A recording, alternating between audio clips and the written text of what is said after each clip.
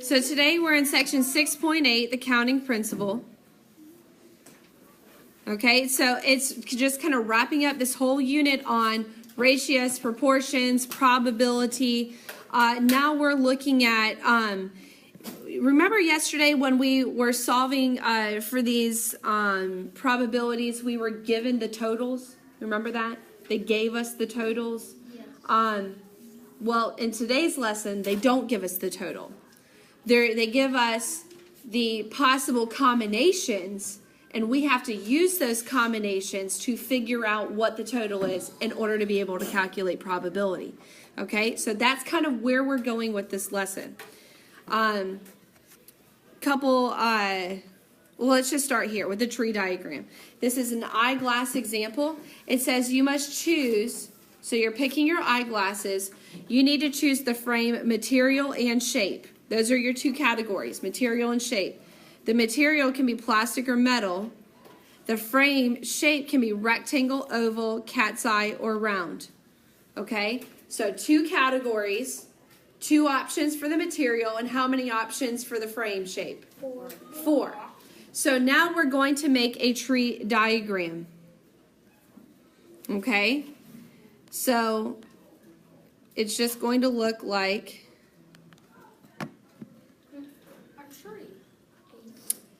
sort of a tree and a branch, you know. Okay, so here we have our frame material in this category, material. All right, and it's metal and what? Plastic. Plastic. Guys, you want to leave them spaced out. Metal and plastic. Okay, and what were your four options for the metal? Rectangle, oval, cat's eye, and round. Rectangle, oval, cat's eye, whatever that is.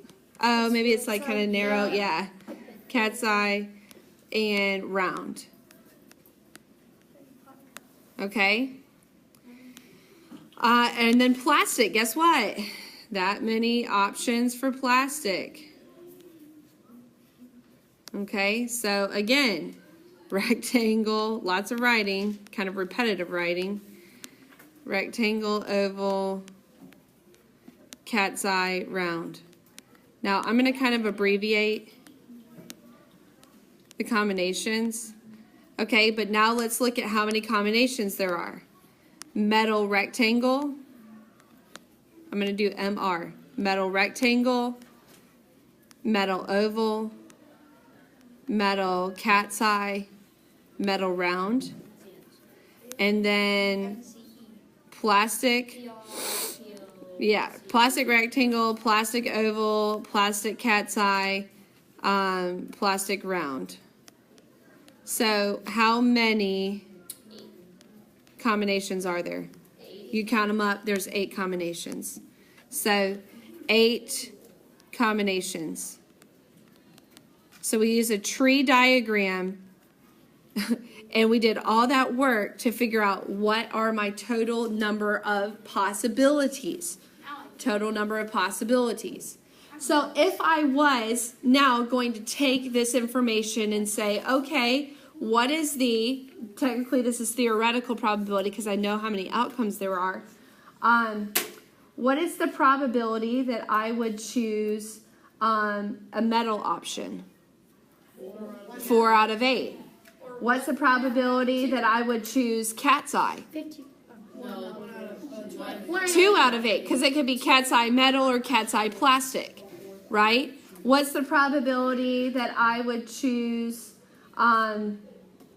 cat's eye or round?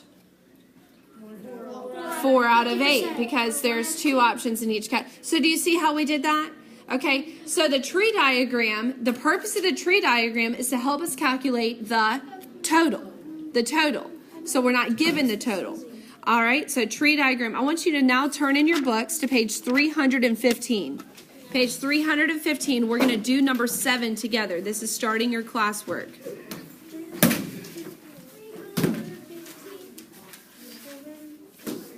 page 315, number 7. It says you're ordering a computer, you choose multimedia drive, a hard drive, and a monitor. How many categories are there?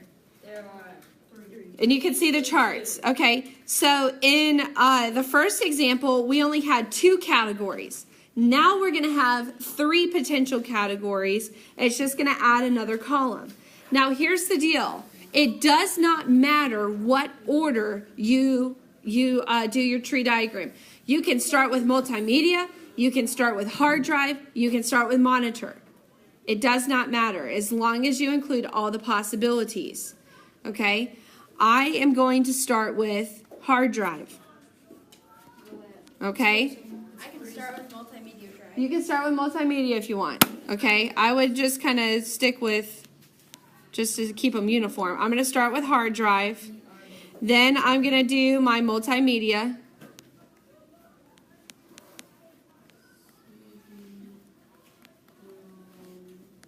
Drive. Then I'm going to do my type of screen.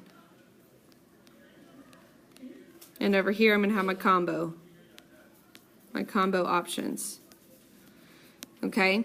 Now for the sake of just having an extremely long recording, I'm going to pause it for a second while we start filling some of this in. Okay? But we're going to go, what are my 2 types of hard drives? 40 gigabytes. Okay, 40 gigs. 40 gigs.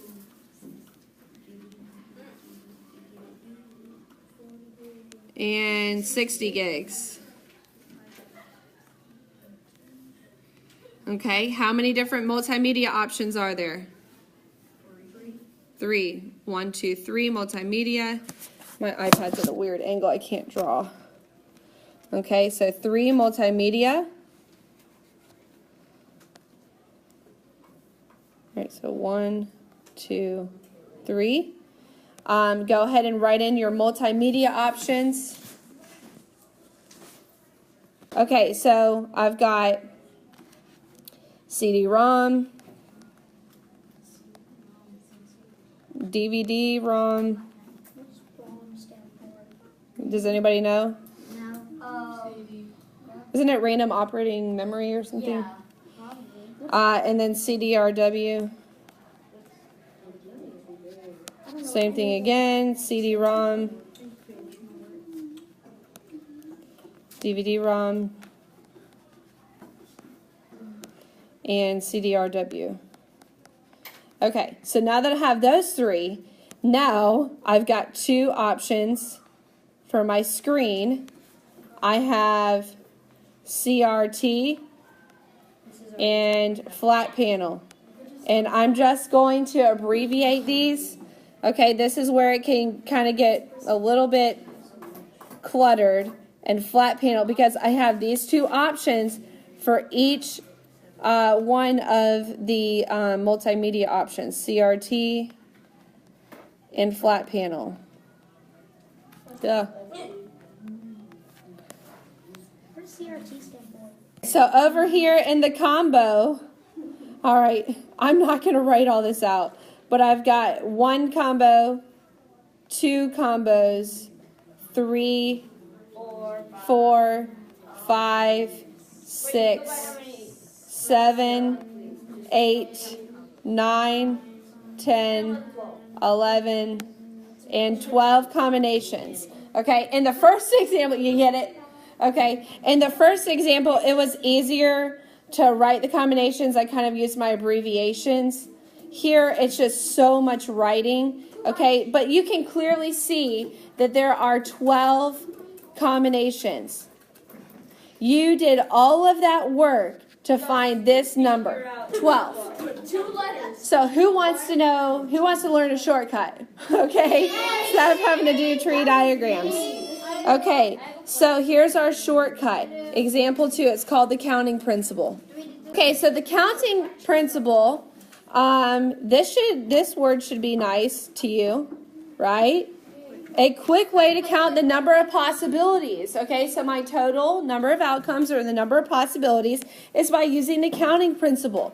Basically what I do is, if one event can occur in X amount of ways, For each of these ways, a second event can occur in n ways. So then you multiply those number of possibilities together, or outcomes together. Let's see how this looks in an example. You roll a blue and a red number cube. So how many cubes did you roll? 2 cubes. How many possibilities or how many numbers could you land on the number cube? 6. So you take 6 possibilities on the blue one and 6 possibilities on the red one, and you multiply them together to get 36 outcomes.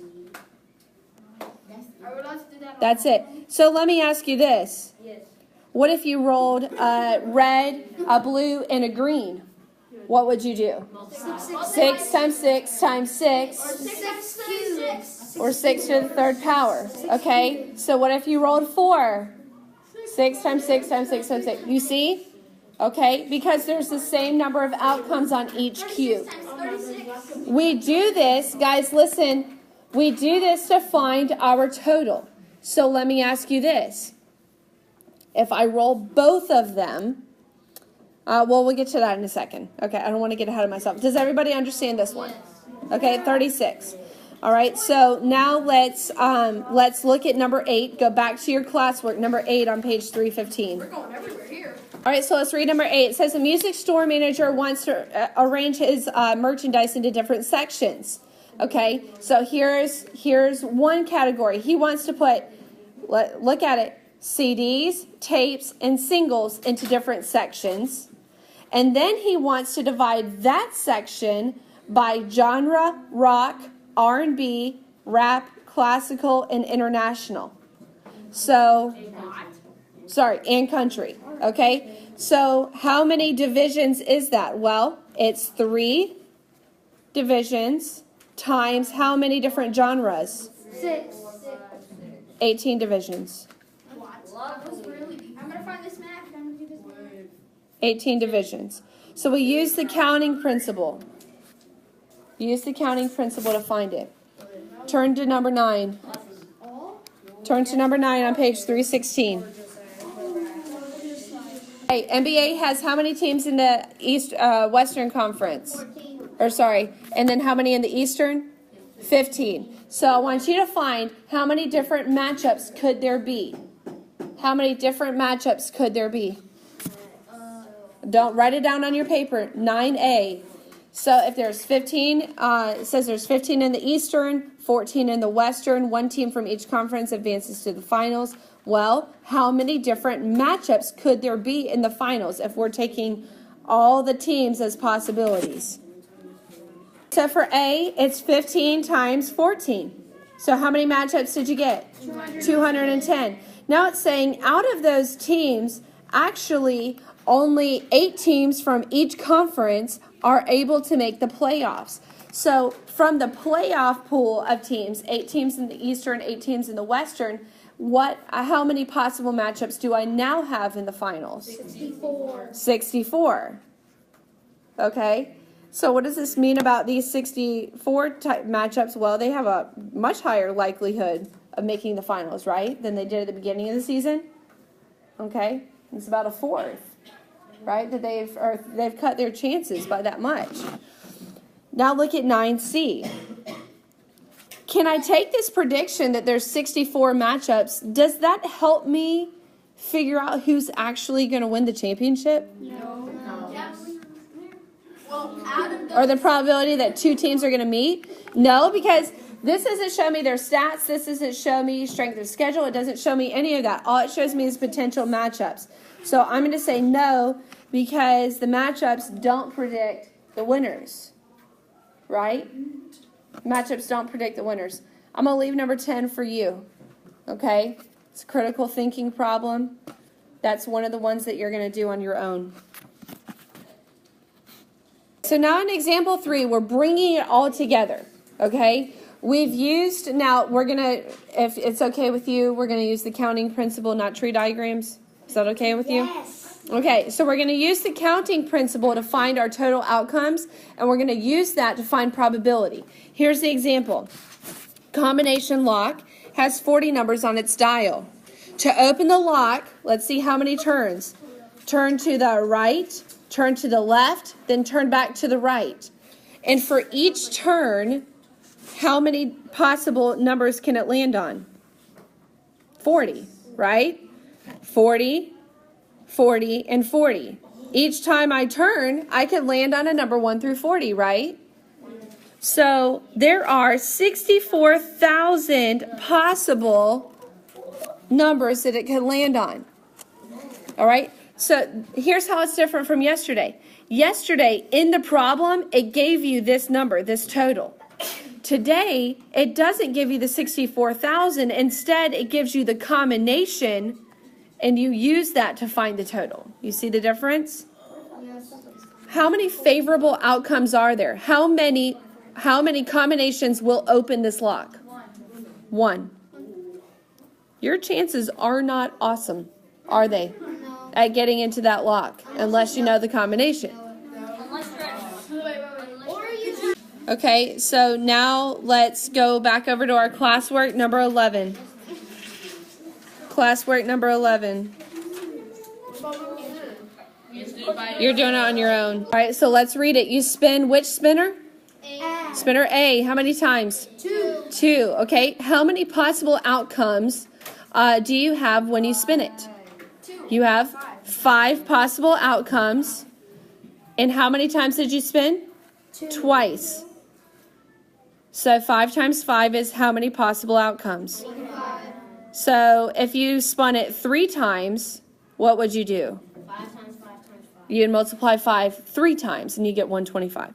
So now that we have our total possible outcomes, that's our denominator.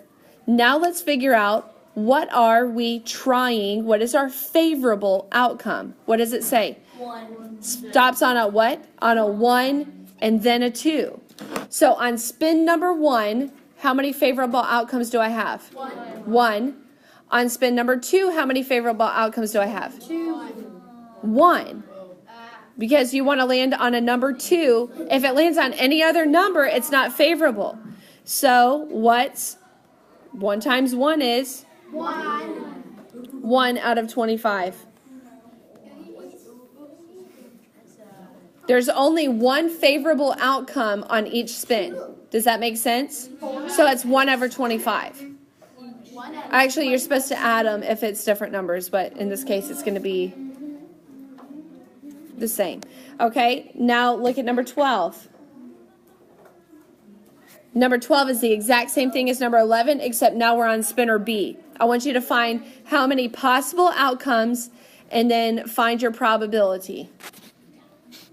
Okay, so what numbers do you multiply? How do you find your total outcomes? 4 times 4, because now there's 4 possibilities. You spin twice, so there's 16 possible outcomes. Where do I put 16, numerator or denominator?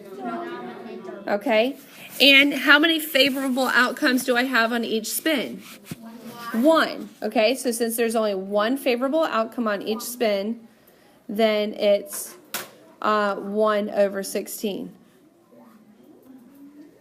Okay, and this one's all messed up. What happened there? It got a little confused. All right, now I want you to do number 13. Do number 13, do it again. Number 13 says you spin which spinner? Each spinner once. What is the total number of outcomes and then the probability that they stop on the same number? So now you spun each spinner, so now how many outcomes did you have? 400. No, on number 13. You did 5 times 4, guys. 20 possible outcomes. What? I got 400. Me too. Guys, there's only 5 numbers in spinner A and 4 numbers in spinner B. 5 times 4 is what? 20. 20. So now 20 is in our denominator. Now let me ask you this. How many numbers in each spinner are the same? No, you've got a 1 in both spinners. You've got a 2. You've got a 3 and a 4. How many numbers match up? No, only 4. You have 4 different favorable outcomes where you both could land on a 1, you both could land on a 2, you both could land on a 3, and they both could land on a 4, right? Can they both land on a 5? No. No, because spinner B doesn't have a 5. So there are 4 favorable outcomes out of the 20, which reduces to 1/5. 1/5. All right, so now you're going to do number 14 on your own. It's definitely the most complicated. Number 15, I am going to go ahead and take that off of your classwork assignment. So number 14 will be your last one. So do numbers 10 and 14 before class tomorrow. 2 problems. That's probably the easiest homework assignment you'll get all year. Okay? All right, and that's everything you need to know for 6.8.